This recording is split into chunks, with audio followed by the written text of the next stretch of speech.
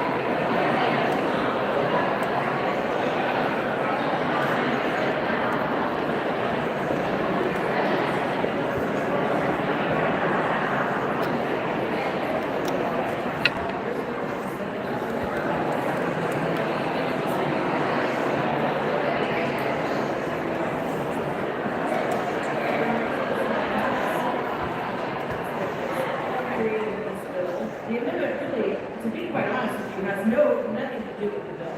The bill is about collaborative management programs. The bill is, or this program has been going since 2004. And so I don't understand again, but we don't just refer this back to seconds, clean it up here, and then let's move on unanimously. This is the second time we're doing this. It seems like we're adding more work, and again, I don't want to hear any hissing when it comes back because we've asked the Senate to do our work. I offered a fair amendment to this. A very fair amendment. I found something that was given to me at the last minute in committee. We moved on to the next bill. I went home, I digested it like we're all supposed to do, and then I went to the bill sponsor. It was in a last-minute amendment, or we would have gotten it the night before. It's not a big deal. We have a lot of frustrated legislators. I get it. I do things on the fly, too. Half the time, I don't call the person up there by the right name. I understand. But when it's digested, and I come to the well multiple times to be heard by all of you and offer a solution to this amendment, it could have been done the other day. And all this could have been taken care of. Now we have multiple lawsuits by parents who are tired of their parental rights being usurped. I know 4 right now that are going to cost the state millions of dollars. And it's going to keep happening because parents like me aren't going to let legislators legislate our parental rights. We're not going to do it. And we're going to keep suing until you guys get the point that we're not going to allow it to happen. We have bills. We have made laws over children's brain development. We have said at this well that the brains don't develop till 23, and that's when we pass gun bills. But for other things, the brain develops apparently now at 12. So I'm just trying to figure out which one it is because it seems very hypocritical to our constituents out there. Which time does the brain develop? Because I just was in committee with adolescent psychiatrists that say, and actually the brain doesn't develop till 25. On the record said, doesn't develop till 25. So we have bills and laws protecting kids from cigarettes, 18. We have bills to protect them from vaping, or laws.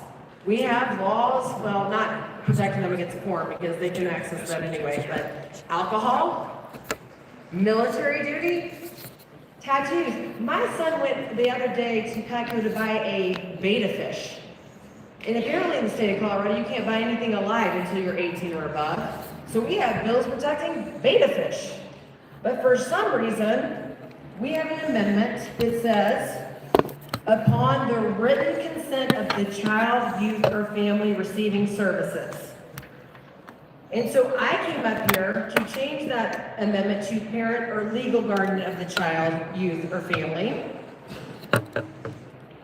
And I just want to go through a couple of Colorado revised statutes. Let me just tell you, in section 14-13.5-102, in section 14-13-102, in section 19-2.5-102, in section 19-5-213.5, in section 18-6-403, Colorado defines a child as a person under 18 years of age. This amendment is not right for this bill. This bill should be referred back to seconds. If you Google search child, a human being below the age of puberty, son or daughter of any age, immature or irresponsible person, everyone under 18, a child is someone 4 to 12 years of age. A young person, especially between infancy and puberty. Colorado defines a minor as a person under 21 years of age. So when you come up here and tell me that this doesn't open it up to people under the age of 12, you're not being truthful, because Colorado statute says it does. This bill needs to be referred back to seconds. We should not be allowing anyone under the age of 12 to provide written consent per the amendment, written consent of the child, youth, or family receiving services. That is not okay. We are taking it too far. We need to clean up the language and not have the Senate do our work for us. Thank you. Representative DeGraff. Thank you, Madam Chair. Speaker, my apologies. So, the plain wording, whatever the intent is, nothing in this section prohibits the release of records created by the individualized service and support team upon the written consent of the child. So nothing prohibits the release of the records upon the written consent of the child. That's pretty clear. Whether that was the intent or not is not clear. A child less than 26, less than 21, less than 25, less than 11, a youth less than 21, less than 19, somewhere between the ages of 9 and 21, less than 21, 5 years or older, less than 21, 18 years of age or younger, a person who is 21 years or younger, but older than 18 years, individual is at least 8 years. So we have any age, 5 down to any age, and then we have family. Individuals such as an individual spouse, parents, descendants of either or such parents, such spouse or the spouses, any individual, individual spouse, any dependent child of the individual, means the interdependent group of persons that consists of parent, child, sibling, grandparent, uncle, aunt, spouse, or any combination of thereof. I'm not sure what combinations there would be there, but and family member with intellectual or developmental disability. That's in section Title 25. So the closest to Title 24, I think, is where we're defining this. Child and youth and family are not defined in the Collaborative Management Program, Article 1.9 of Section Title 24, which is what the language is highlighted in this bill. So there's lots of places where these terms are. And then if you look at the housing rules from last year, which I think is in Section 21, I don't have that printout, but when I looked at it earlier, it's just a group of people that are closely associated.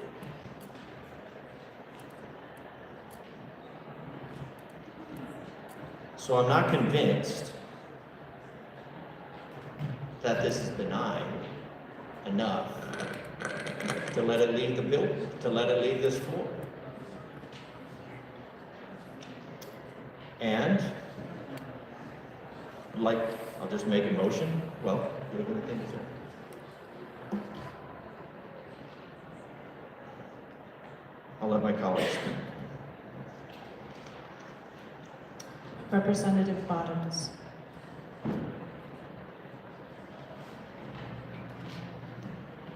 Thank you, Madam Speaker. I've enjoyed having some conversations with our freshman legislators because I am a seasoned veteran now. And here's some of the basic things that we talk about is if there's an ambiguous statement in a bill, it doesn't matter who comes to you and says, oh no, it means this. You read the language and that's what it means.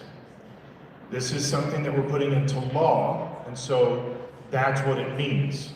If it's in black and white, that's what it means. If it's not, it doesn't matter who argues for it, against it, or tries to say it says something else. It means what it says in the wording. if there is not certain carve-outs that are put in there, like a child under 12 should be included in this, or a child under 18, it doesn't say that, then that means it includes children under 12. It doesn't matter what anybody comes up here and says. It doesn't matter how the conversations they have with you. It's in black and white in the bill. That's what it is. And here's another thing that I've explained to some of our freshmen is we never, ever in this house, leave something vague, hanging off the end, ambiguous, expecting the Senate to take care of it. And if you're a freshman, ask any of the veterans in this room, and if they're honest with you, that's what they will tell you. We have a strict culture against that in this Representative house. Bottoms, I appreciate this focus on process, and I've tried to give latitude, given that it was an amendment that came forward that we are talking about. I'll ask you to get back to the bill now. Thank you.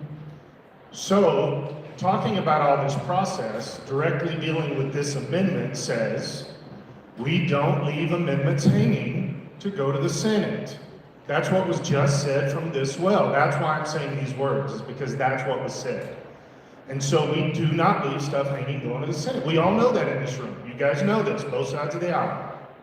This is bad policy, bad procedure, and we need to make sure that we stay consistent, because how do we know what the Senate's going to do? Every time they do something, we hiss and make noises in here because we didn't like it or we don't agree with it. That applies to this right here. This literally is allowing children under 12 to be included in this language, and there's nothing that disagrees with that. And so we need to be good legislators and go with good governance and actually go with what the bill says by the presenter of the bill, what the words say, not what the people say, but what the words say. And we need to strongly stand against anything that allows a child under 12 to be given out medical records and things like that. It doesn't make sense. So, thank you. Assistant Minority Leader Winter. Thank you, Madam Speaker. Members, I think you can see how hard we fight for parental rights and how fiercely we fight for parental rights within my caucus. Those of you that are parents, I've got 2 young daughters, and I do everything in my power. I mean, from the minute they were born, my oldest daughter always had a health condition, and me and my wife used to take turns sleeping on the floor next to her bed, and we put our hand on her to make sure she wasn't having a seizure. I love my kids. And I want my kids to grow up to be adults that are pragmatic thinkers, that can make good decisions. But at the end of the day, having parental rights is important. Having the ability to help nurture your child, help your child grow, and help them make decisions in that process, I think, are ultimately important.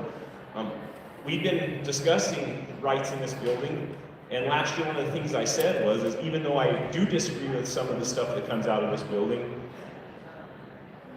say my daughter found herself in a situation and she has decided that she wanted to do what she wanted to do, and after all the counseling I could give her, after all the talks I could give her, she's her own person and I couldn't stop her from doing what she wants to do. But say she did that without me knowing and there was an emergency. Say something bad happened to my daughter and I had no clue. I mean, as a parent, that's scary. I think that should scare anybody. I mean, my daughter's 16 years old, I live in a rural county, and actually this weekend she was upset because I'm like, you gotta text me every hour because Dad needs to know where you're gonna be. And as a father, that doesn't change in this building either. Sometimes we have to be pragmatic, and sometimes as we march forward, we charge forward for the things that we fight for. I think sometimes all of us do this. We lose sight of the unintended consequences, or we lose sight of the what-ifs or the what-haves. And are there bad actors? Are there horrible parents? Yeah. I'm not going to say there's not. But for every horrible parent, there's probably 50 good parents that would support their child, that would help their child through this problem. I'm not abashedly pro-life, but if my daughter come into a situation where she thought that it was going to affect her life, after all the praying I could do, the counseling, at the end of the day, she looked at me and says, Dad, I want to be there. whether I agree with it or not. And I think that's why my caucus so fiercely fights for those rights. We love our children. It isn't that we're trying to stop our children or control our children. It comes from a place of love. It doesn't come from a place of control. And I think that gets lost in the conversation here. We had a representative last year who talked about her childhood and how horrible it was and how overbearing her parents were. But for every one parent like that, there's 10 good parents. So as we debate this bill, my friends have talked about the piece that's more technical, an amendment that's more technical. But I just want to clear the air for myself and my caucus. This comes from a place of love. We love our children. For us, being able to help your children through these decisions is common sense, and I think that's lost a lot in the world today. But I will always fight for my children, whether I agree with them or I don't. But I think that I should be part of that process. And I think that that check and balance of my kid having to come home and say, Dad, I want to turn over my records for this reason. I think I should be able to have that discussion with them. Dad, I want to go through this procedure. I think I should be able to have that discussion with them.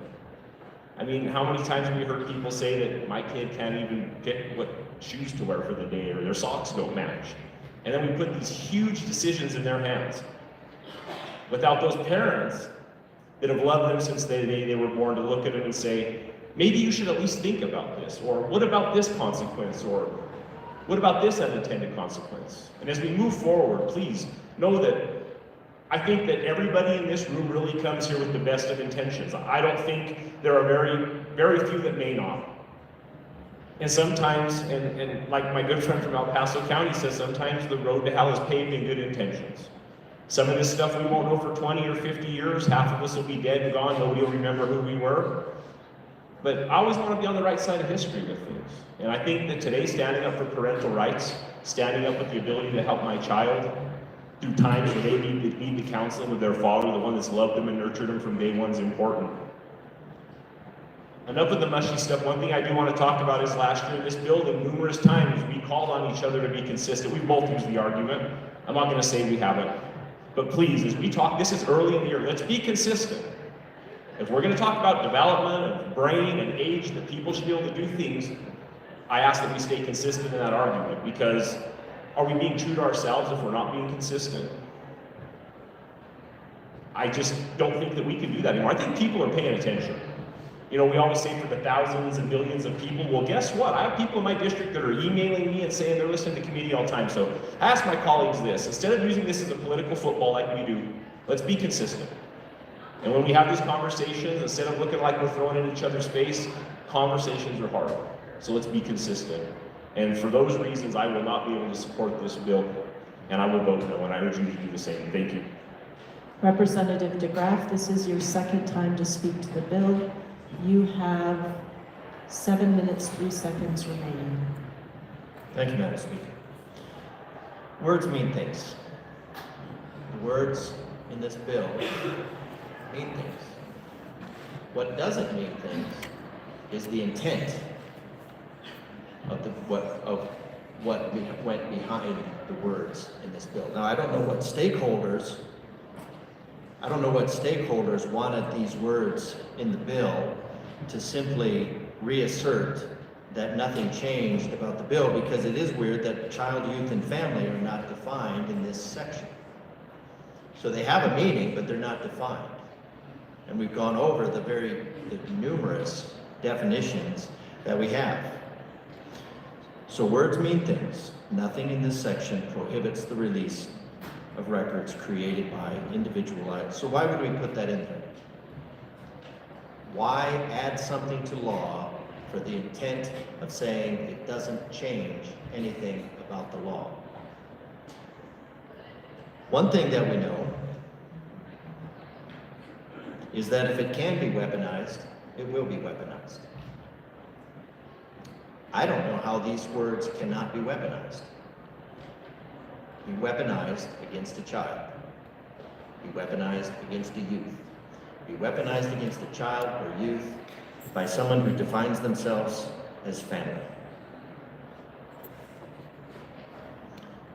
So we need to have tight processes. We need to honor the people in the gallery, a gallery that was built for oversight, so they can see how this process is done. So, like I said, I am curious about what stakeholders really wanted this amendment and what was the rationale behind it, but ultimately it doesn't matter. Because the intent behind it really doesn't matter. I have sat here and listened to people on this floor say, well, I hope that wouldn't happen. We would hope that wouldn't happen when we say this is the obvious outcome. And when the outcome is evident, the intent is inferred. I think and if we're going to keep this language in, then that's the intent. The intent is that it will be weaponized against children. So if we're going to open this up where 12-year-olds, not even 12-year-olds, but 5-year-olds can make adult decisions, are we going to honor that when we start talking about the Second Amendment? I'm guessing not. So I would like to be consistent, like my colleague said. I would like to have some idea, because as you can see, where you would think that child, youth, and family have some commonality to them, there are, I don't know, I probably have at least maybe close to 100 different references where they're used, and many of them are different and contradictory. So if we're going to put this in the hands of children, we should probably know what a children is. We should probably know what a youth is. And we should probably know who family is, because if you look at it, you can find close family. But as far as an actual definition of family, not so tight. This is an easy solve. This is an easy solve. The sponsor has basically told us that this amendment from committee is not necessary, because all it does is state that nothing in the law changes. So if this amendment only states that nothing in the law changes, then we can get rid of it. And it's easy to get rid of, because all we have to do is return to seconds. We return to seconds. You can vote down the committee report. Quick, easy, end up with a bill where it doesn't matter. Or you leave in the language that can intentionally be weaponized against children. So those are your options. We return to seconds, or we pass through a bill that could pass through the Senate that can be weaponized against children, youth, and families. So with that, I recommend that I move that we return House Bill 25-1035 to seconds. That is a proper motion. Minority Leader Puglisi. Thank you, Madam Speaker. I want to kind of clarify why this is so important to us. And I want to say I do appreciate the bill sponsor getting up here, explaining the amendment, explaining what amendment will come in the Senate. But we've been here before. Our side has been here where we were promised amendments in the Senate that didn't quite go the way that we anticipated it would, right? Because we're the House and we can't control the Senate. And so I think that there's some hesitation in a real desire to align with what the sponsor is saying. You're saying, hey, I'm just going to align this with what current existing statute is. That makes sense. Regardless, and we'll talk about why we don't like the existing statute, but it is existing statute. And so for us, we have a hard time understanding why we can't do that now. And so I just want to put some clarity around that issue and allowing something to leave the House in a form that we can't vote for. I will say I can't vote for this. And I used to oversee the Child Welfare Allocations Committee for the state. I worked with the Office of Children, Youth, and Families. I understand collaborative management programs. We have some county commissioners on my side who also understand that this is a necessary part of human services, and cleaning it up is a good idea. I think where our angst is trusting the Senate to do it right. to do it the way that we have just talked about, to do it the way that the sponsor, because we all know once it leaves here, it takes on a different form sometimes in the Senate. It just does. I've seen that on my bills as well. My daughter has a rare genetic disorder. She's one of 8 girls in Colorado that has this rare genetic disorder. And there's a lot of you who have met my daughter. She is incredibly smart and incredibly strong. And if you were in my house this weekend, because she follows me, she would tell you why she could override my decision on something I told her no to this weekend, because, quote, the state of Colorado says I can make these decisions, Mom. So that's something I gotta work on. But the reality is, it is hard for us parents. My daughter doesn't know what her condition is. She doesn't know what her medication is. She can't remember to refill her medication on her own. And when she turned 12, I was denied full and complete access to her medical records. I have a fundamental issue with that, which isn't your issue, but it is an issue for our caucus. It is an issue around parental rights and making sure we can make those decisions. And so we are sensitive to the language because of those things, because we want to protect our children. We want to make those decisions. And I know I'm not the only one in this room that has issues around parental rights, whether you're a Republican or a Democrat. Making sure you can raise your kids in the way that they need to be raised is something we fundamentally believe in. I think we all fundamentally believe in that. The law is the law, and I understand that. We have angst in allowing the Senate to fix some language that would just make it clear that the law is the law. And so I think that's where my caucus is coming from. That's why they're saying, hey, let's just bring this back to seconds. We have a minute. Let's just fix it and make sure it's fixed in the way we all think it should be fixed. And then we can send it to the Senate, and then it flies through with no pomp or circumstance. I think that's what my caucus is saying. And I think that's the message that we are trying to say is we're happy to work with you to make this a better bill, but let's do it in the House and not give it to the Senate to do. So with that, I would support the motion of my colleague to refer this back to seconds. Let's just get the language right and then send it off to the Senate so the rest of this good work can be done. Thank you. Representative Pascal. Thank you, Madam Chair. I ask for a no vote on this request. Thank you. Representative DeGraff, this is your second time to speak to the motion. Thank you, Madam Speaker. Recommending a no vote is really troublesome, because there is no guarantee here that the Senate is going to fix this problematic language, which means that a vote for this bill is okay with language that will victimize children, that will victimize youth. That's what the vote is. It's not a process vote. It's saying, it's taking the intent and saying, I am okay with the possibility that the Senate will also pass along legislation with the very real possibility of victimizing children. It's nothing personal. That's just the language. So if you're okay with language that I do not see how it cannot be weaponized against children, creating victims out of children and youth. If you're okay with the victimization of children and youth, send it on. See what happens. Maybe the Senate will fix it. But what if they don't? What if they don't? What you're saying, if you don't send it back to seconds, is that you don't care if they don't. Send out language that can be weaponized against children. You don't care. Representative DeGraff, probably best we not speak to how people feel or how they care. Just to that. Thank you. You would be voting, To the motion, forgive me, to the motion.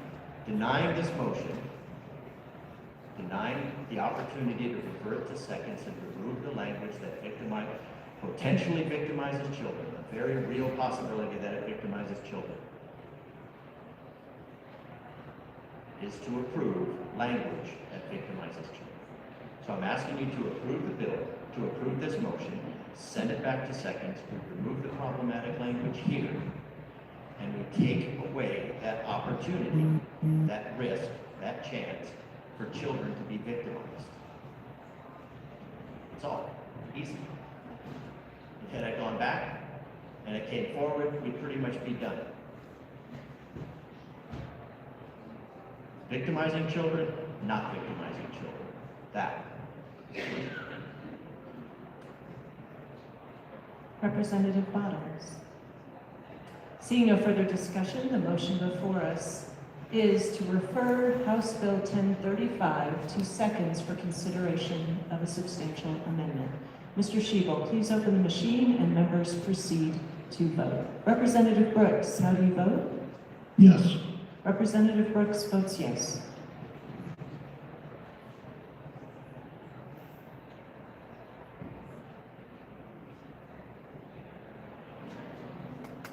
Please close the machine.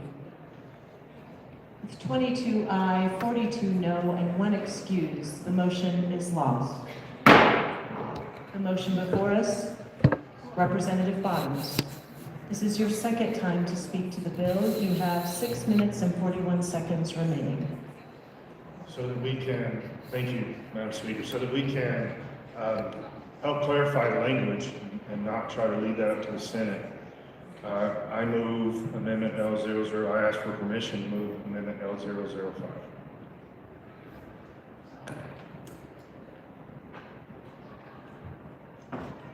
Members, we will stand in just a brief recess.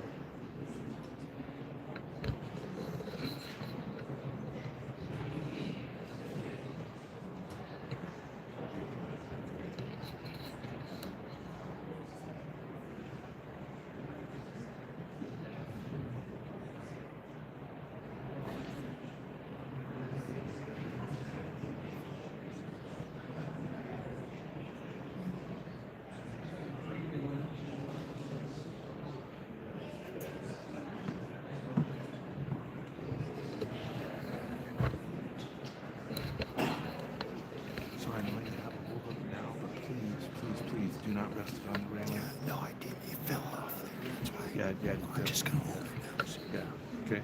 And don't put it over the railing for me, please. Oh. The House will come back to order. Members, this is just a point of clarification. The initial motion is to request permission from the body to run an amendment, not the actual amendment or its number. Representative Bottoms, please proceed. Thank you, Madam Speaker. I would like to request to run a amendment. Briefly explain. The amendment basically is defining family, and as we said earlier, if we're just going to kick this to the Senate and let them figure this stuff out, it'd be better if we had this already defined for them by the time we got there. And so I would like to run an amendment that is just putting a definition in there. Thank you. Representative DeGraff.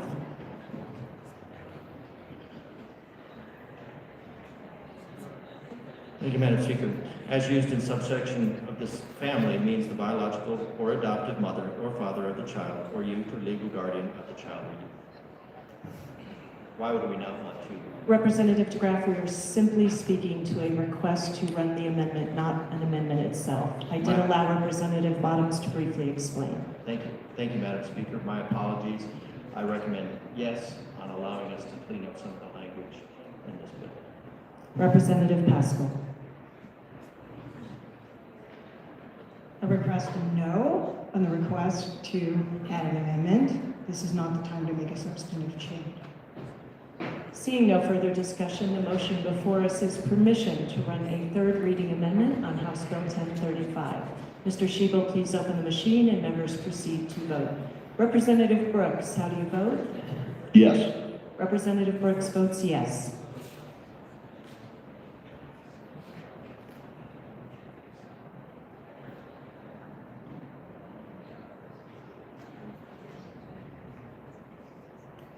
Please close the machine. With 21 aye, 43 no, and 1 excused, the motion is lost.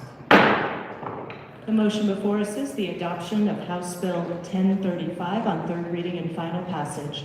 Mr. Shebo, please open the machine and members proceed to vote. Representative Brooks, how do you vote? No. Representative Brooks votes no.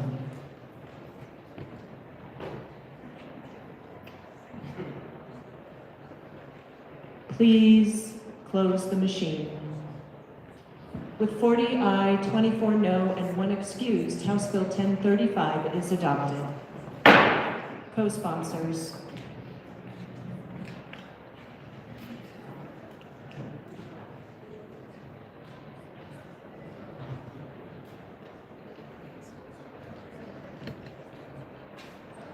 Please close the machine.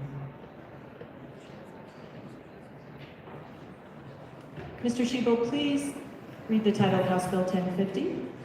House Bill 1050 by Representative Garcia, also Senator Amabile, concerning an exception to the requirement that a county with a population of 2,000 or more maintain its own county jail for a county that enters into an intergovernmental agreement with a multi-jurisdictional county jail. Madam Majority Leader. Madam Speaker, I move House Bill 1050 on third reading and final passage. The motion before us is the adoption of House Bill 1050 on third reading and final passage. Seeing no further discussion, Mr. Shebo, please open the machine and members proceed to vote. Representative Brooks, how do you vote? Yes. Representative Brooks votes yes.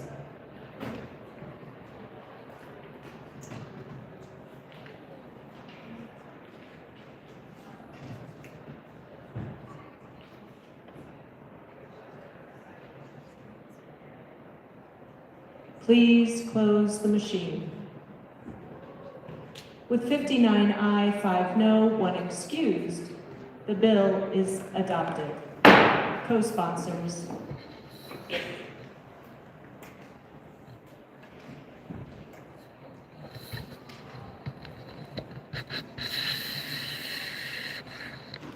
Please close the machine.